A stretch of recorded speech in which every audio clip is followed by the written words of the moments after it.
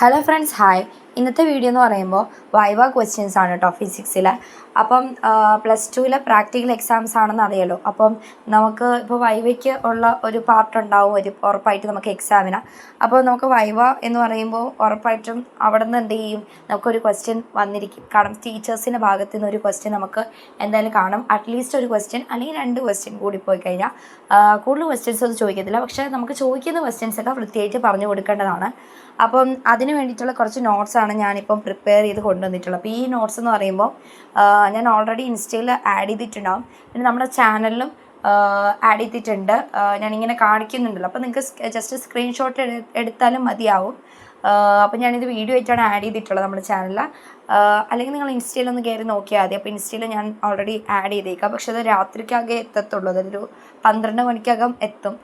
പക്ഷേ അതിനെക്കാട്ടി കുറച്ചുകൂടി നല്ലതെന്ന് പറയുന്നത്, ഞാൻ ഇപ്പോൾ ഇത് ആഡ് ചെയ്യുമ്പോൾ നിങ്ങൾ ജസ്റ്റ് സ്ക്രീൻഷോട്ട് എടുത്ത് ഉപയോഗിക്കുകയാണെങ്കിൽ നാളെ നിങ്ങൾക്ക് എക്സാമോ വല്ലതും ഉണ്ടെങ്കിൽ ജസ്റ്റ് ഇത് രാത്രി വായിച്ചിട്ട് പോയാലും മതി, അല്ലെങ്കിൽ രാവിലെ എണീച്ചിട്ട് ഒന്ന് വായിച്ചാലും മതി. നോട്ട്സ് നിങ്ങൾക്ക് മനസ്സിലാവും, പെട്ടെന്ന് തന്നെ മനസ്സിലാവും എന്തൊക്കെയാണെന്ന് ഡീറ്റെയിൽ ആയിട്ട് കൊടുത്തിട്ടുണ്ട്. പിന്നെ ചെറിയ നോട്ട്സാണ്, പെട്ടെന്ന് വായിച്ചെടുക്കാം. ജസ്റ്റ് നമ്മൾ ഇങ്ങനെ കാഷ്വലായിട്ടൊക്കെ ആയിരിക്കും ചോദിക്കുന്നത്, ഇങ്ങനെ ഇംഗ്ലീഷിലൊന്നും ചോദിക്കത്തില്ല ക്വസ്റ്റ്യൻസ്. അപ്പോൾ എൻ്റെ ഫ്രണ്ട്സും അങ്ങനെയാണ് പറഞ്ഞത്. അവർക്ക് ഓൾറെഡി പ്രാക്ടിക്കൽ എക്സാം എന്ത് ചെയ്തിട്ടുണ്ടായിരുന്നു, കഴിഞ്ഞിട്ടുണ്ടായിരുന്നു. അപ്പോൾ എക്സാംസിന് നിങ്ങൾ പ്രിപ്പയർ ചെയ്യുമ്പോൾ വൈവയ്ക്കും കൂടി പ്രിപ്പയർ ചെയ്യണം. ചിലവർ നോക്കാതെ പോകാറുണ്ട്. അപ്പോൾ അങ്ങനെ ചെയ്യില്ല, അതും കൂടി പ്രിപ്പയർ ചെയ്ത് പോയി കഴിഞ്ഞാൽ നന്നായിരിക്കും, നമുക്ക് ഫുൾ മാർക്സ് കിട്ടുകയും ചെയ്യും. അപ്പോൾ അങ്ങനെയാണ് എൻ്റെ ഫ്രണ്ട്സ് പറഞ്ഞത് കേട്ടോ. അപ്പോൾ എനിക്ക് പ്രാക്ടിക്കൽ എക്സാം കഴിഞ്ഞിട്ടില്ല.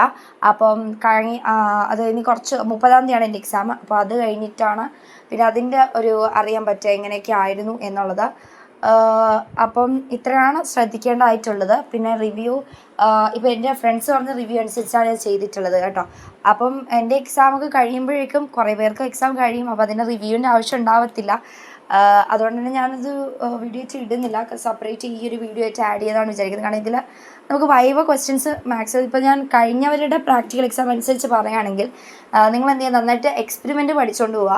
പിന്നെ ഫസ്റ്റ് നമ്മൾ കയറുന്ന സമയത്ത് ഫോർമുലാസും പ്രൊസീജിയറൊക്കെ എഴുതാൻ പറയും. അത് എഴുതിയിട്ട് സാറിനടുത്ത് കാണിച്ച് ചെക്ക് ചെയ്തതിന് ശേഷം വാങ്ങിക്കണം പേപ്പർ. എന്നിട്ട് നമ്മൾ ചെയ്തു തുടങ്ങണം. എന്നിട്ട് അതനുസരിച്ച് ടാബുലർ ഇതുണ്ടല്ലോ കോളം, അതൊന്ന് ഫില്ല് ചെയ്യണം. അതിനുശേഷം സാറിന് തിരിച്ചു കൊടുക്കണം. സാറ് ചെക്ക് ചെയ്യും. മാർക്ക് ചിലപ്പോൾ അറിയാനൊക്കെ പറ്റും. അങ്ങനെയൊക്കെയാണ് നമ്മൾ എക്സാം പൊതുവെ ഉണ്ടാവുക. അപ്പോൾ അങ്ങനെയൊക്കെ തന്നെയാണ്. പിന്നെ റിവ്യൂ ആയിട്ട് പ്രത്യേകിച്ച് ഇടാനായിട്ട് ടൈമില്ല ഇനി. കാരണം ഇതൊക്കെ ഞാനിപ്പം പറഞ്ഞല്ലോ, ഇടുമ്പോഴേക്കും നമ്മൾ കുറേ പേർക്ക് എക്സാം കഴിഞ്ഞിട്ടുണ്ടാവും. അപ്പം അതുകൊണ്ട് അതിൻ്റെ കുറച്ച് ബാക്കിലോട്ടാണ് എൻ്റെ ഇത് ആൽഫബറ്റിക് ഓർഡർ അനുസരിച്ചിട്ട് എൻ്റെ പേര് കുറേ ബാക്കിലോട്ടാണ് ഇരിക്കുന്നത്. അപ്പോൾ അതുകൊണ്ട് രജിസ്റ്റർ നമ്പർക്ക് അനുസരിച്ച് നോക്കുമ്പോഴും അങ്ങനെയൊക്കെ തന്നെയാണ്. അതുകൊണ്ടാണ് എനിക്ക് കുറച്ച് ബാക്കിലോട്ട്. അതുകൊണ്ട് റിവ്യൂ ഇടുന്നില്ല, പകരം ഇതിലൂടെ എല്ലാ കാര്യങ്ങളും പറയാമെന്ന് വിചാരിക്കുന്നു. അപ്പോൾ അടുത്തൊരു വീഡിയോ കാണാം. അപ്പോൾ വീഡിയോയിൽ കാണിക്കുന്ന നോട്ട്സൊക്കെ ജസ്റ്റ് ഒന്ന് സ്ക്രീൻഷോട്ട് ചെയ്ത് യൂസ് ചെയ്യുക. Then bye.